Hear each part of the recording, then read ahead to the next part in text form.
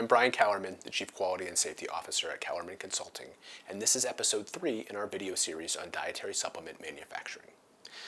In our previous episode, we looked at the foundations of how to build a dietary supplement program using requirements found in 21 CFR 111.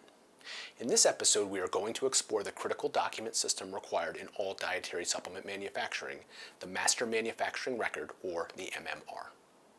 Throughout this discussion, we will refer to what we at Kellerman Consulting refer to as the gold standard or best practices for dietary supplement operations. Dietary supplement manufacturing can be very expensive and can require significant technical expertise among employees operating testing and analysis equipment.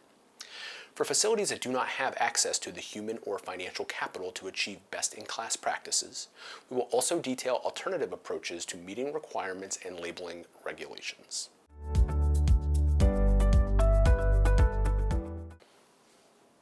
As we mentioned previously, dietary supplements, separate from food, have their own hygiene, sanitation, quality, and safety processing record requirements to demonstrate the safety of supplements.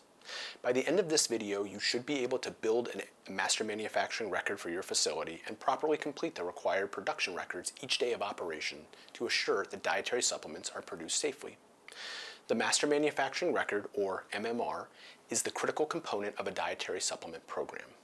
The requirement for the MMR is found in Section K of 21 CFR 111, and it is the main set of information that the quality team must compile each time supplements are processed in a facility.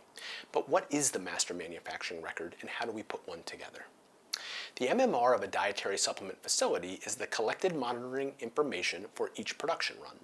This includes the pre-operative checks for cleaning, review of the safety and potency of ingredients used in production, hygienic practices, chemical controls, foreign object controls, product inspection, test results, and quality checks.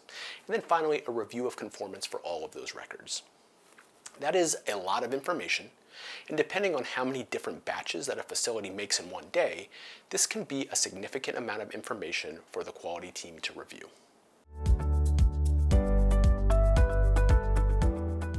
Because we have a significant amount of records that we must keep as part of operations, it is essential that a facility processing or packaging dietary supplements start with establishing checks through each production run.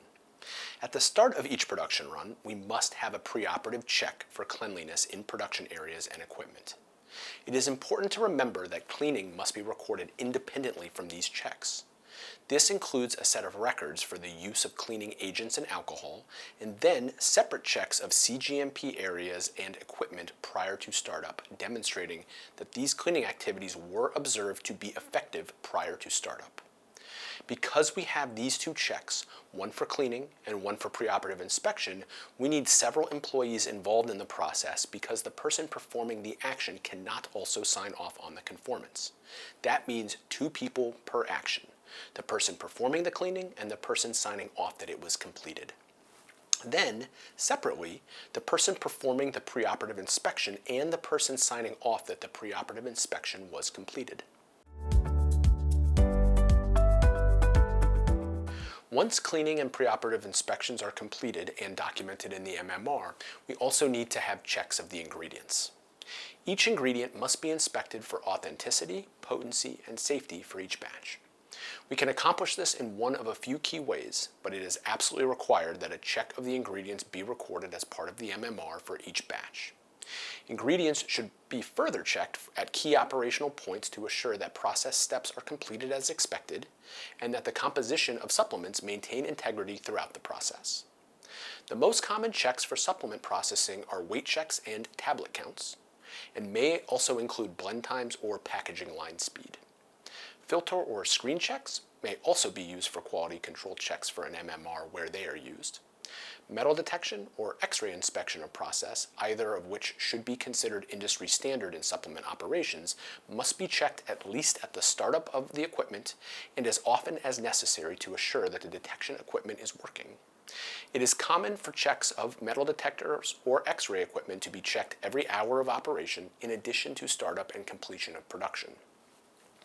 Regardless of what types of processing checks are most appropriate, we must see sign-offs from supervisors or QA personnel, as well as analysis of the effectiveness of checks when compared to test results for batches of supplements.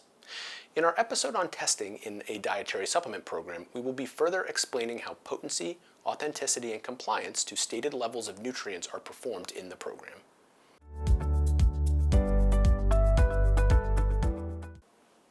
With the in-process checks and any metal detection or X-ray checks completed as required within the MMR, a master verification of all of these checks is the final requirement. This is generally referred to as a pre-shipment review of records.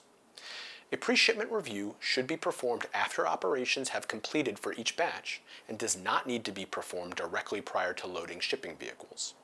As long as a review of records post-production is completed and documented, and as long as all of the records, testing, and sign-offs are completed, the product should be ready to release for future shipment, whether it is the same day or on a future date. Pre-shipment review of records can be very cumbersome for quality assurance departments, especially where many different types of products are processed during a shift. So, the time and effort required to complete these checks need to be determined as part of operational logistics.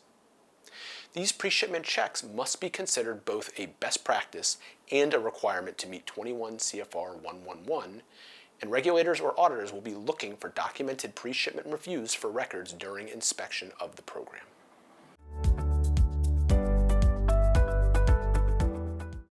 Where a facility is able to incorporate all of the regulatory requirements found in Episode 2, as well as the best practices and MMR requirements covered in this episode, the dietary supplement operations should be ready to meet all regulatory and customer expectations.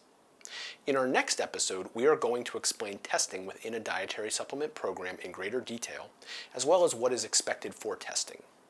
Thank you for watching. For more food safety training videos and resources, please check out our website at kellermanconsulting.com and consider subscribing to our YouTube channel or follow us on LinkedIn.